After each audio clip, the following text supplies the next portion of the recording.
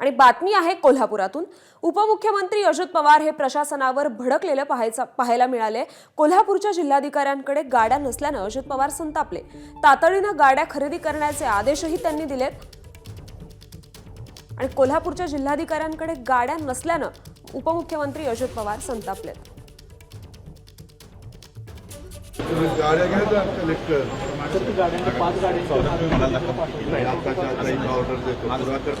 प्रोटोकॉलला sir एक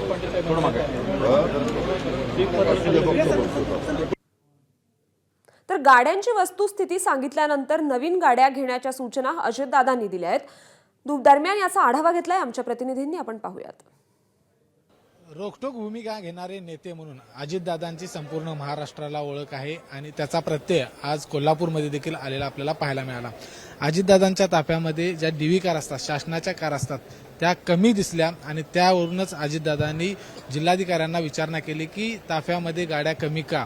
याच्यानंतर जिल्हाधिकाऱ्यांनी इथल्या गाड्यांची वस्तुस्थिती सांगितली, किती गाड्या आहेत, कुठल्या कुठल्या मंत्र्यांना कुठली गाडी दिली किंवा या संदर्भातल्या किती गाड्या सध्या जिल्हा प्रशासनाकडे आहेत, या संदर्भातली माहिती जिल्हाधिकारी कार्यालयाने जिल्हाधिकाऱ्यांनी अजितदादांना दिल्यानंतर अजितदादा म्हटले की आजच्या आज ऑर्डर काढतो, पण गाड्या नवीन घ्या, अशा पद्धतीच्या थेट सूचना आहेत ते या ठिकाणी जिल्हाधिकाऱ्यांना दिलेले आहेत। अजितदादा नेहमी रोखठोक भूमिका घेतात, जो शब्द देतात तो पाळतात, अशा अजितदादांची ख्याती आहे। आता अजितदादांनी डीव्ही कार आहेत, शासनासाठीच्या कार आहेत, मंत्र्यांसाठी वापरण्यासाठीच्या कार आहेत, त्या नवीन घेण्याच्या सूचना आहेत त्या जिल्हाधिकाऱ्यांना दिलेल्या आहेत। आजच्या आज नवीन गाड्या घ्या अशा पद्धतीचा आदेशच या ठिकाणी अजितदादांनी जिल्हाधिकाऱ्यांना दिलेला आहे।